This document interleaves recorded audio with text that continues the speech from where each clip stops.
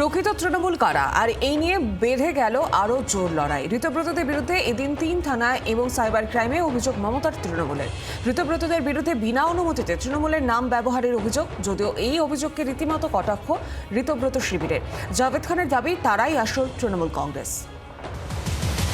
মমতা বন্দ্যোপাধ্যায় নয়, তৃণমূল কংগ্রেসের চেয়ারপারসন এখন অরূপ রায়। 22শে জুন এমনই ঘোষণা করেন বিধানসভার বিরোধী দলনেতা ঋতব্রত বন্দ্যোপাধ্যায়। আমি এখন আমাদের অল ইন্ডিয়া তৃণমূল কংগ্রেসের চেয়ারপারসন শ্রী অরূপ রায়কে বলবার জন্য অনুরোধ করছি। ঋতব্রতদের ঘোষণাকে চাঁচা ছোলা ভাষায় নিশানা করেছিল মমতাপন্থী তৃণমূলীরা। আমরা মনে করছি সেটা আমাদের মায়ের পিঠে ছুরি মারাই। মাকে এইভাবে অসম্মান করার অধিকার তাদের নেই। তারা যেটা করেছেন, তারা যা করে চলেছেন, আরও যা করতে চলেছেন, তার কোনোটাই মানব ধর্ম নয়, মনুষ্যত্ব নয়। আমরা তাই ধিক্কার জানাই।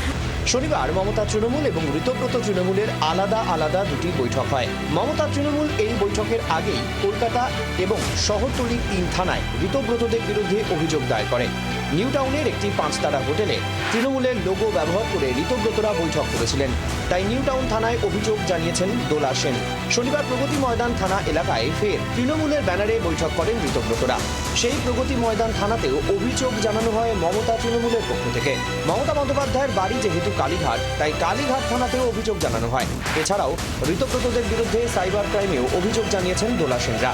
যদিও এফআইআর নিয়ে জাভেদ খান রীতিমতো কটাক্ষ করেছেন মমতা তৃণমূলকে। কোন তৃণমূল কংগ্রেস?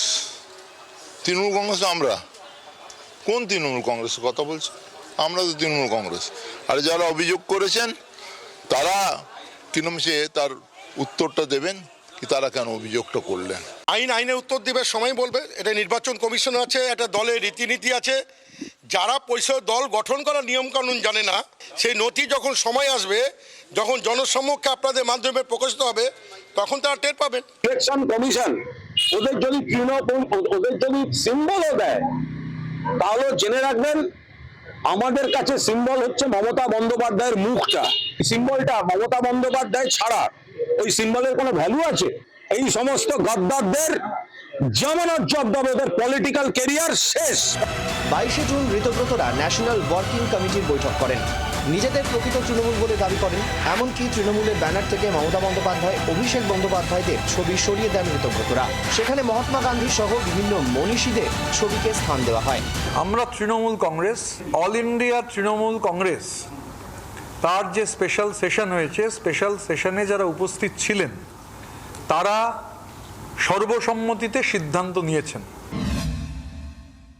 বেঈমানরা যদি কেউ মমতা বন্দ্যোপাধ্যায় দেয়া সিম্বল নিয়ে মমতা বন্দ্যোপাধ্যায়ের দল থেকে জিতে যদি রাতারাতি কেউ বলেন মমতা বন্দ্যোপাধ্যায়ের হাত থেকে প্রতীক নিয়ে নেব, জেনে রাখবেন যারা এই মানসিকতা দেখায় তারা নিজের মায়ের পিঠে ছুরি মারতে পারে।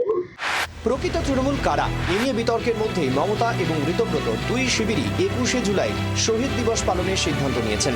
ভিক্টোরিয়া হাউসের সামনে 21শে জুলাই সভা করতে অনড় মমতা বন্দ্যোপাধ্যায়। অন্যদিকে ঋতব্রতরাও ভিক্টোরিয়া হাউসের সামনে 21শে জুলাই সভা করতে চেয়ে আবেদন করবে বলে জানিয়েছেন। ভোটের পর প্রকৃত তৃণমূল নিয়ে তরজায় এখন জমজমাট নাটক বাংলার রাজনীতিতে। রবি চক্রবর্তী এবং অয়ন শর্মার রিপোর্ট, জি 24 ঘন্টা। বাংলার আওয়াজ, বাঙালির আবেগ, জি 24 ঘন্টা।